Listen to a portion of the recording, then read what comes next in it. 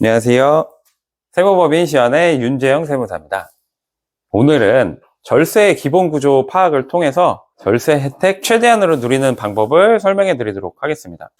일단 절세를 하기 위해서는 세금의 기본 구조, 세금의 개념, 세금의 구분을 할 줄 아셔야 됩니다. 세금의 기본 개념에 대해서 알아보도록 하겠습니다. 우리나라 대한민국 국민이라면 국민의 4대 의무가 있죠. 어떤 게 있을까요? 국방의 의무, 교육의 의무, 그리고 근로의 의무, 그리고 납세의 의무가 있습니다. 참 의무라는 것들이 저도 하기가 굉장히 불편한데요. 저도 납세를 할 때 굉장히 싫은데요. 어쨌든 납세의 의무는 대한민국 국민이라면 헌법에 규정되어 있는 4대 의무이기 때문에 누구나 다 이행을 해야 됩니다. 세금의 기본 구조는 그럼 어떻게 돼 있을까요? 세금은 국세와 지방세, 국세는 내국세와 간세, 그리고 내국세는 목적세와 보통세로 나눠지고요. 보통세는 직접세와 간접세로 나눠지며 직접세는 소득세, 법인세, 상속세, 증여세. 우리나라 세금은 이런 구조로 되어 있습니다. 사실 소득세랑 법인세는 좀 생소하실 수도 있긴 하는데 소득세를 안 내신 분들은 거의 없으실 거예요. 혹시 구독자님들은 뭐 어떤 소득을 갖고 계세요? 월급. 월급이요? 네. 근로소득자분들은 과연 소득세를 내실까요? 네. 네. 근로소득자분들도 소득세를 냅니다. 근로자분들은 내가 직접 세금을 내지는 않지만 내가 월급을 가령 4천만 원으로 회사와 연봉 협상을 했다라고 하면은 4천만 원을 지급받을 때 4천만 원에 대한 세금을 미리 회사가 띄고 저희한테 급여를 이체하는 형식을 취하기 때문에 저희는 세금을 직접 납부는 하진 않지만 실제로는 회사가 나의 세금을 대신 납부를 하는 그런 구조라고 생각하실 수가 있을 것 같습니다. 모든 우리나라 대부분의 국민들은 소득세 혹은 법인세를 납부하고 계시고 있으세요. 세금의 기본 구조를 알면은 사실 절세를 이해하기도 굉장히 수월합니다. 자, 볼게요. 세금은 어떤 식으로 구성되어 있냐면 우리가 들어오는 수익이라고 할게요. 월급도 수익일 거고요. 사업하시는 개인 사업자분들은 뭐 매출이 수익이 될 거고 법인 사업자분들도 매출이 수익이 될 겁니다. 거기서 비용을 뺀 것을 순수익이라고 하는데 이 순수익에 곱하기 세율을 곱한 것이 세금입니다. 이게 세금이겠죠? 마이너스와 곱하기만 알면은 우리는 세금의 기본 구조를 다 파악한다고 볼 수가 있어요. 이게 답니다.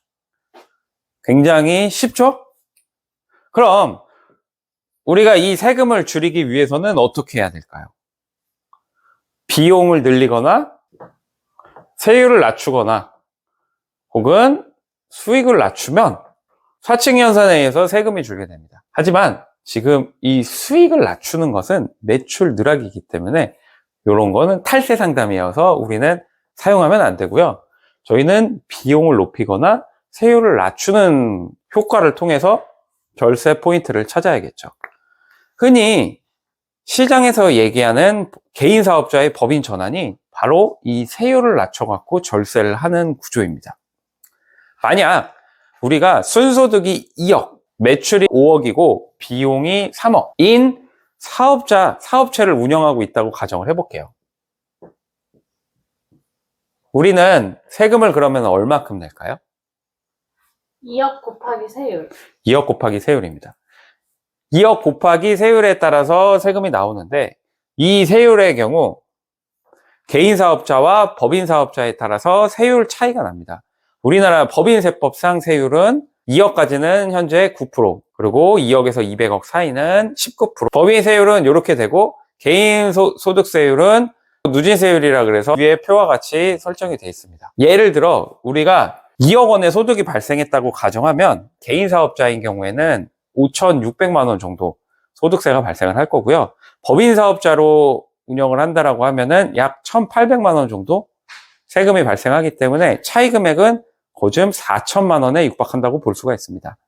만약 이런 경우라면은 개인 사업자를 운영하는 것이 아니고 법인 사업자를 운영해서 세금을 덜 내게 하는 것이 절세의 기본 구조이겠죠? 그럼 법인으로 다 전환하는 게 유리한 거예요? 매출이 많거나 순소득이 높으신 분들 같은 경우는 법인 전환을 통해서 절세를 하는 것이 무조건적으로 좋다라고 얘기할 수 있을 것 같아요.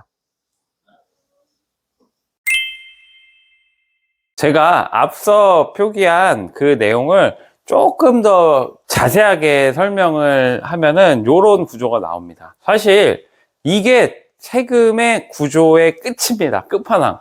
여기까지만 아시면은 모든 분들이 세금의 구조를 다 파악하실 수가 있고 세무사가 되실 수가 있다고 생각해요. 제가 아까 거기에 어떤 부분이 들어갔냐면 요 소득공제 그리고 세액공제 요 부분을 한번 넣어봤어요. 뭐 가세표준, 산출세액 이런 개념은 중요하지는 않고요. 다시 한번 설명드리면 수익에서 비용을 뺀 게 순수익이고 순수익에서 소득공제라는 거를 빼줍니다. 그게 과세표준이라고 하고요. 과세표준에서 세율을 곱한 거를 산출세액, 산출세에서 세액공제를 뺀 거를 세금이라고 합니다. 근로자분들도 요새는 물가가 오르면서 소득 금액이 굉장히 많이 높아졌어요. 그래서 과거에는 사업하시는 분들이 세무사를 찾아왔다면 요새는 저희 법인에 근로자분들도 절세 컨설팅을 하러 참 많이들 문의를 주시고는 합니다. 그럼 근로자분들은 어떻게 절세를 하실 수가 있을까요? 그러려면 근로자분들은 연말정산이라는 기본 구조를 아셔야 돼요. 연말정산. 지금 근로자분들 중에서는 그리고 시장에는 그런 얘기들이 있어요. 연말정산 13월에 보너스다 라고 표현을 하는데 사실 이거는 조삼모사 같은 말이라고 할 수가 있을 것 같아요. 연말정산의 기본 개념은 뭐냐면 내가 연봉을 1억으로 받기로 회사와 계약했다라고 하면은 근로자분들 같은 경우에는 근로소득을 지급받으실 때 1억에 대한 세금을 미리 공제를 하신 다음에 이체를 받으실 거예요. 그리고 그 공제된 세금은 회사가 직접 국가에다 납부하는 구조. 이런 것을 원천징수라고 하는데 이런 원천징수 방법을 통해서 세금을 지금 납부하고 계십니다. 근데 개인마다 어떤 세금을 내는 개인의 과세표준이라든지 개인의 인적사항 같은 것들은 개개인마다 다르기 때문에 회사는 미리 띈 그 원천 징수액을 개인별로 산정을 다시 해서 다음 연도 2월 달에 연말정산이라는 것을 통하여 만약에 회사가 많이 징수를 했으면은 근로자에게 그 차익만큼을 돌려줄 것이고 만약에 회사가 덜 징수를 했다라고 하면은 만약에 회사가 미리 원천 징수를 만약에 내가 연봉 계약을 1억 원에 했다라고 가정을 한번 해볼게요. 그러면은 회사는 원천 징수를 1억 원에 맞춰갖고 이 원천 징수하는 퍼센테이지나 금액 같은 경우는 법에 다 정해져 있습니다. 원천 징수 금액을 약 1,000만 원 정도 원천 징수를 했다라고 가정을 해볼게요. 그런데 만약 이 개인이 부양가족이 많거나 뭐 소득공제 혹은 세액공제가 많아서 확정세금이 0.05원이라고 가정을 하면은 회사는 원천 징수를 실제 세액보다 더 많이 떼었기 때문에 약 500만 원이겠죠? 500만 원을 갖다 2월 달에 다시 환급해주는 구조입니다. 근데 우리가 궁금한 거는 그래서 많이 돌려받는 방법이 뭐가 있냐? 그러면 근로자분들 같은 경우에는 이 연말정산 금액을, 즉 연말정산 환급액을 높이는 게 어떻게 보면 절세 팁이라고 할 수가 있으시겠죠? 우리가 수익이 1억 원이라고, 연봉이 1억이라고 가정을 한번 해볼게요.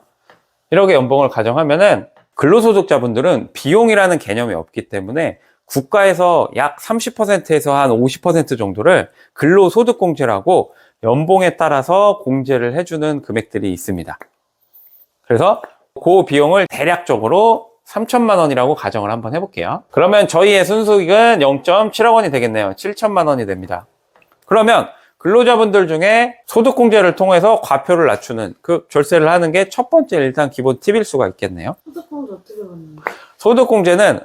소득공제 중에 대표적인 것들이 여러 가지가 있는데 그 중에 일단 가장 큰 게 인적공제라는 개념입니다. 인적공제는 부양가족이 있을 때는 연봉이 높은 근로자에게 인적공제를 집어넣어서 연말정산 환급액을 높이는 구조를 갈 수가 있을 것 같아요. 제가 예를 한번 들어볼게요. A라는 남편과 B라는 부인이 같이 회사에 다니고 있다라고 가정을 한번 해볼게요. 그런 경우 남편이 부인보다 소득이 월등히 높아요. 근데 그 남편과 부인 사이에 자녀가 있다라고 한다면 그 자녀는 부인 쪽으로 인적공제를 설정하는 것이 아니고 연봉이 높은 남편 쪽에 인적공제를 설정을 해서 남편의 소득공제 금액을 높여갖고 환급액을 크게 가져가는 게 훨씬 더 이득이겠죠. 그리고 부인의 부모님이 있으시다라고 했을 때 부인의 부모님, 즉 장인어른 장모님도 인척이기 때문에 소득공제로 집어넣을 수가 있습니다.